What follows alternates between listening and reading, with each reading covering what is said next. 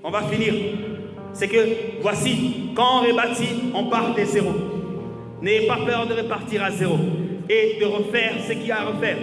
Quand on rebâtit, on enlève ce qui doit être enlevé. Parce que quand quelque chose est détruit, il y a les décombres.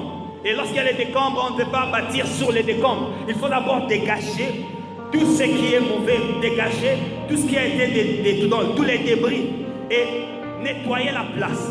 Et commencer maintenant à poser des nouveaux fondements, des fondements solides sur différents secteurs. Et lorsqu'on rebâtit, on recense le personnel. C'est-à-dire, on amène de matériaux. Non, on amène des personnes pour travailler. Ou bien on engage des personnes qualifiées, ou bien on forme des personnes pour qu'ils viennent à l'œuvre, pour qu'ils travaillent afin de rebâtir. On ne peut pas parler de rebâtir s'il n'y a personne qui travaille. On ne peut pas parler de rebâtir si on ne délègue pas. On ne peut pas parler de rebâtir si on n'ordonne pas les choses pour qu'elles arrivent à une destination qu'on s'est fixée. Néhémie a rebâti, malgré l'obstacle. C'est que lorsque Néhémie a pris le courage de rebâtir, qu'est-ce qui s'est passé? Bien aimé, il y a eu des attaques qui ont commencé à s'élever pour les empêcher à rebâtir.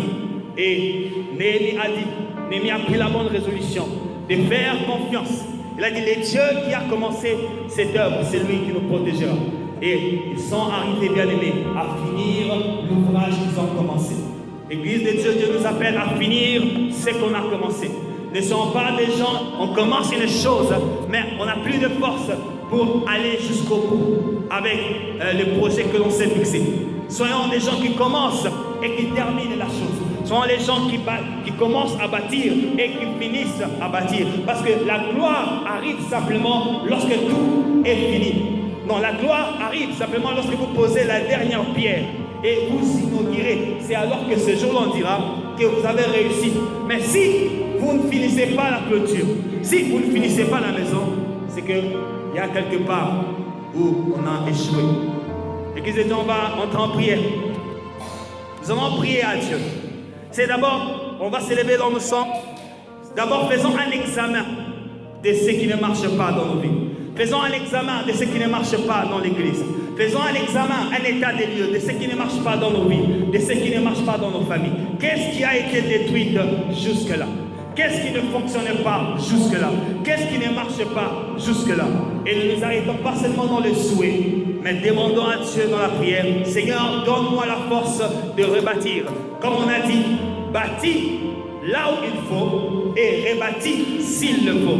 C'est que dans la prière, on va dire, Seigneur, aide-moi à rebâtir si on constate que dans nos vies, il y a des choses qui sont détruites. Demandons à Dieu de donner la force de Néhémie, de reconstruire ce qui a été détruit.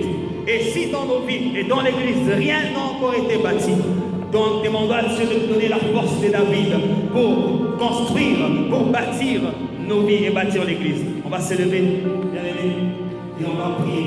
On va demander à Dieu de nous soutenir. Élevons la voix.